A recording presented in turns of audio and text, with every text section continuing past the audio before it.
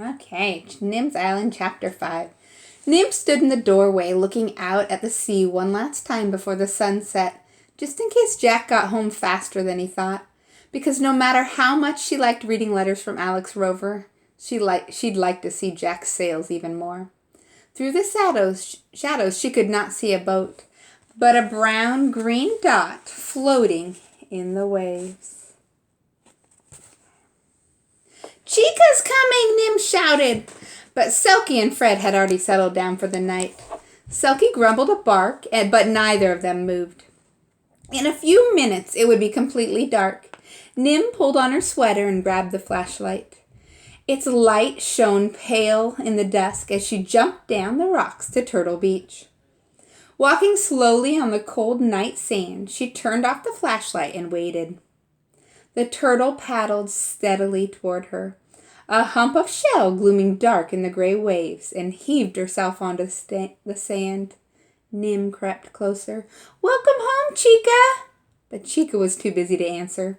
She dragged her huge body up above the reach of the highest tide and started scooping out sand with her strong front flippers.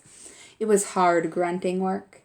Nim squatted beside her, watching quietly in the darkness and wiping away sand from the turtle's watery eyes until the hole was just as deep and as wide as it needed to be.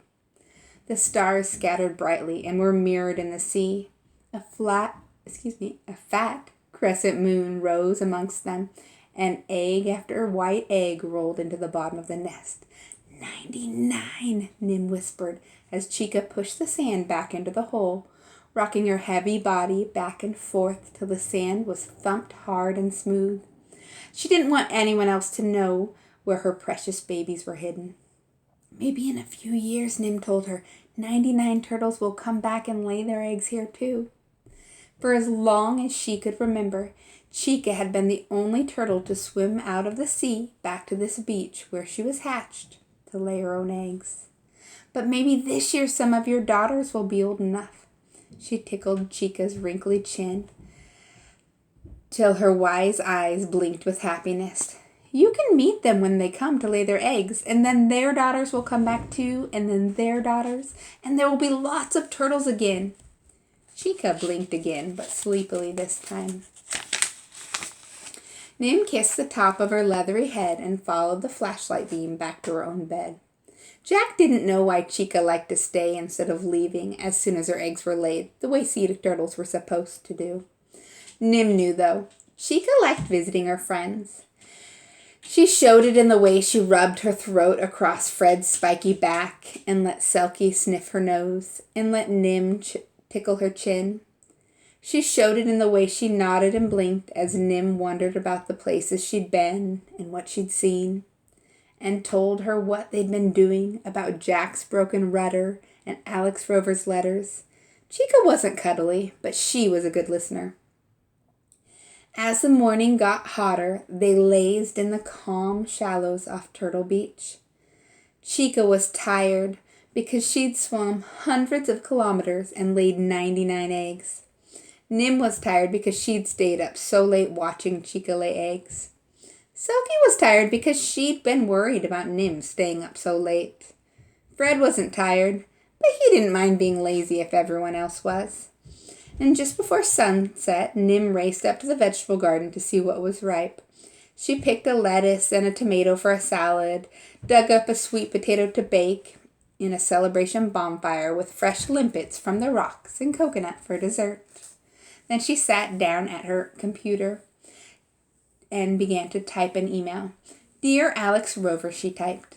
"I didn't check the coconut experiment today because last night Chica came onto Turtle Beach to lay her eggs, and she likes me to sit with her while she does it. Chica's a green turtle, and she likes Selkie and Fred too, so we spent nearly the whole day with her. Jack will be home soon too, and he can check if I'm doing the experiment the right way. Signed, Nim. P.S. Keyhole Cove is just like you described it."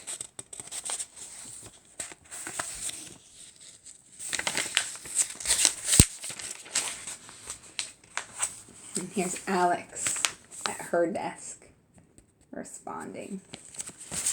And Alex responded back, Dear Nim, I think the right way to do an experiment is any way my chief experimenter wants to. Now I'm imagining Turtle Beach, pale gold sands marked by flipper prints of a very special sea turtle. And your footprints beside her prints? Oh, I'm turtle green with envy, signed Alex. Alex Rover sat and stared at her computer. It wasn't easy to see the desk because it was stacked with books about the ocean and islands, magazines about boats and rafts, and videos with seabirds and animals.